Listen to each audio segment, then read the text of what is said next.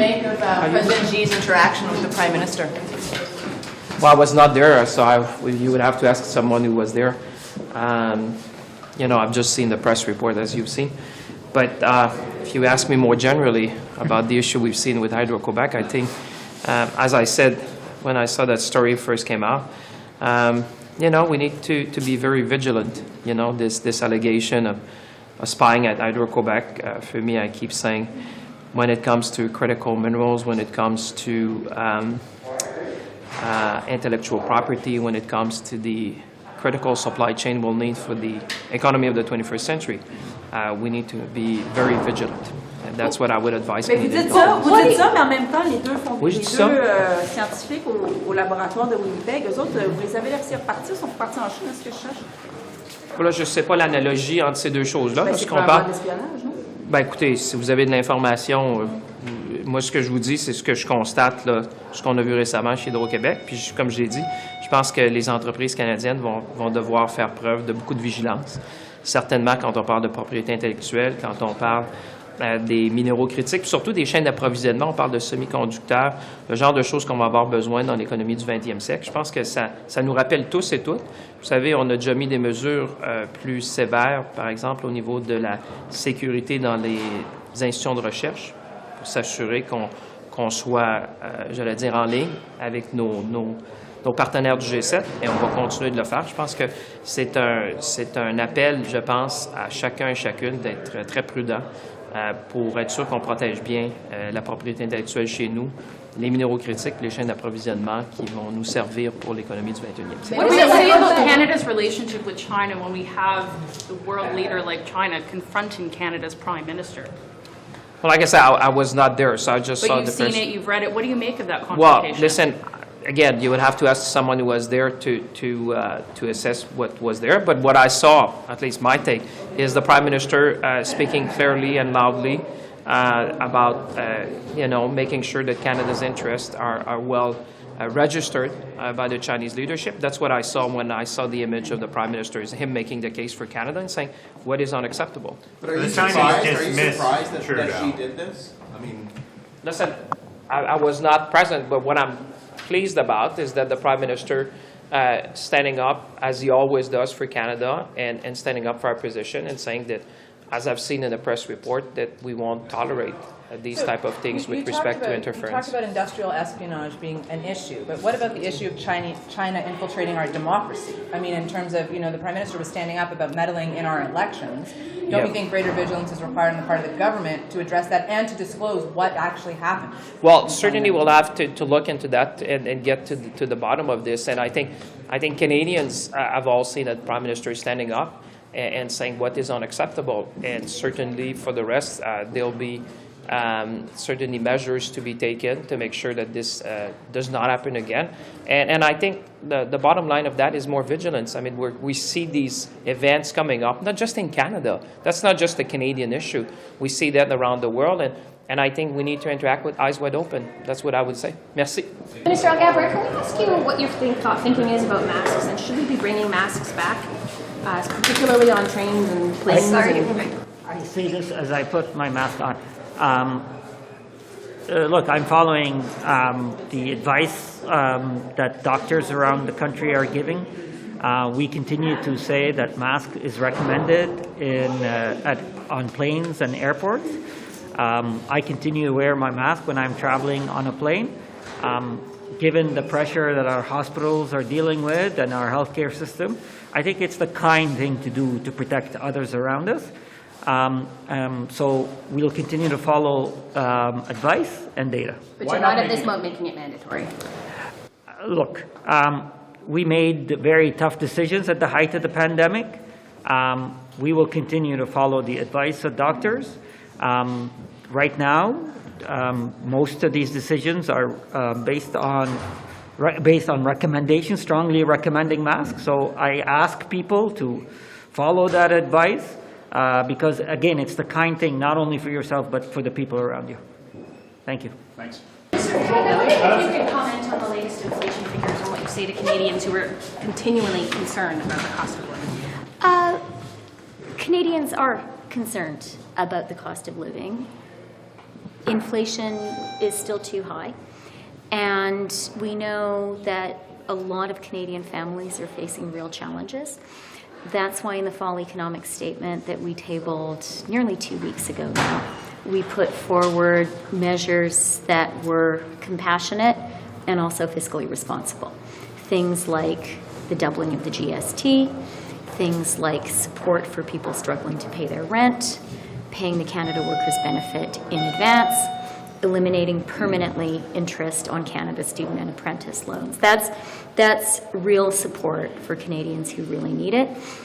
At the same time, we absolutely understand that it's really important for our government not to make the Bank of Canada's job harder.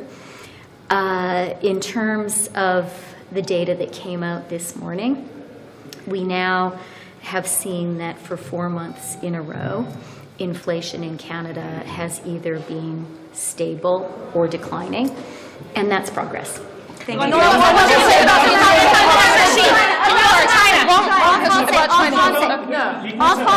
Je vais me répéter en Est-ce français. que je peux vous poser une question, Mme Freeland? Les conservateurs viennent de dire que le fait que l'inflation demeure stable à 6,9 %, c'est la preuve que votre plan ne fonctionne pas. Qu'est-ce que vous dites?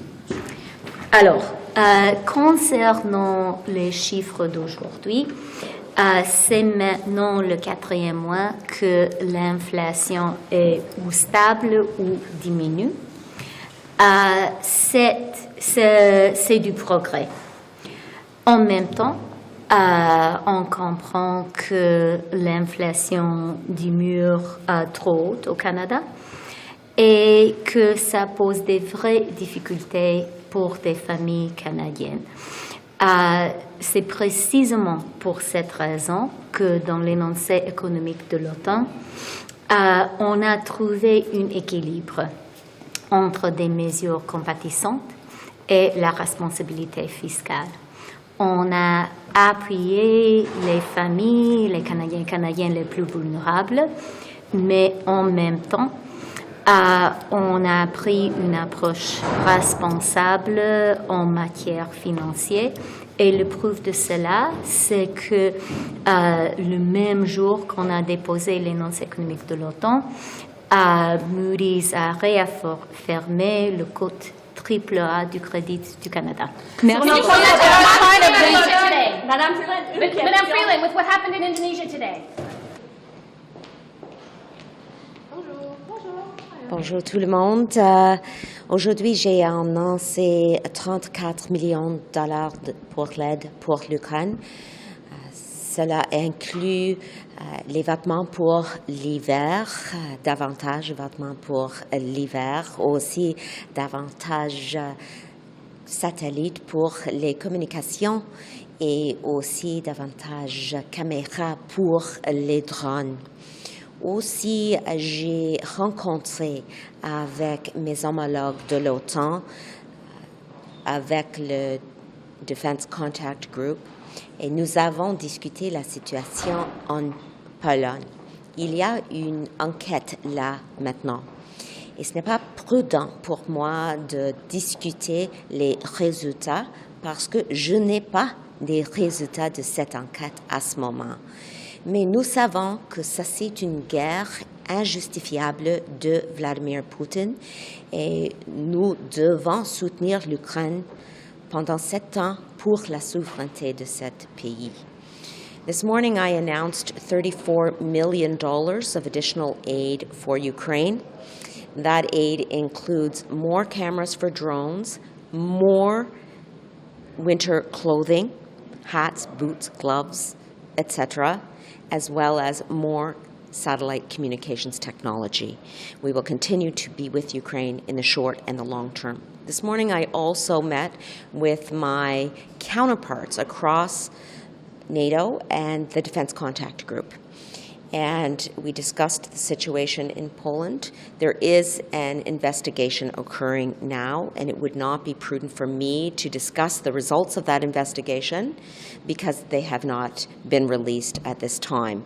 I will say that Canada has offered to support that investigation, and we will continue to be with Ukraine in the short and the long term because this is an unjustifiable and illegal war exacted by Vladimir Putin. Et avec ça, je vais répondre à vos questions. Les États-Unis et l'Ukraine at this point. What are the discussions that you're having with the Prime Minister in terms of Poland? The Prime Minister has been briefed, as I have been, by officials, including in the Canadian Armed Forces, and I met with the Chief of Defence Staff this morning and last night on this issue. In addition, he met with his counterparts across the G7 and NATO in Bali, and we are both monitoring this situation and the support that Canada is providing towards the investigation. The U.S. and Ukraine are saying that the missile was actually launched by Ukraine to stop Russian missiles. What do you make of that information? As I said, there is an active investigation going on right now with subject matter experts. And we need to be prudent in terms of not jumping to conclusions before the results of that report come back. And that's exactly what Canada is doing. Canada is supporting the investigation, and when the results come back, we will analyze them. How long might that take? Just how long might that take? We expect those results in the short term. What does that mean? Is that days or weeks? What do you say to Canadians who watch this event and are worried that this is escalating the war and are now even more worried than they were yesterday? Of course, the fact that Russia launched an unjustifiable and illegal invasion of a sovereign democratic country, Ukraine, is concerning. At the same time, Canada will continue to stand shoulder to shoulder with our NATO allies and with Ukraine as it fights for its sovereignty and security. I met with my counterparts across the NATO alliance and the Defense Contact Group this morning, and we are unified in continuing to support Ukraine and the rules-based international order at this time. Article 5 of the NATO treaty continues to say that we will always stand together, regardless of the situation, and that's exactly what we will continue to do. Sans parler des résultats de l'enquête, est-ce qu'il y a déjà des faits qui ont été établis que vous pouvez partager? Et puis la rencontre que vous avez avec vos homologues de l'OTAN, est-ce qu'elle a lieu dans le cadre de l'invocation de l'article 4 de l'OTAN? À ce temps, nous attendons pour les résultats de cette enquête et après ça, nous pouvons faire les décisions nécessaires. Mais à ce moment, c'est prudent d'attendre pour ces résultats et ça, c'est mon approche à ce moment. Non, mais je veux juste savoir que l'article 4 a été évoqué. We just talked about China before you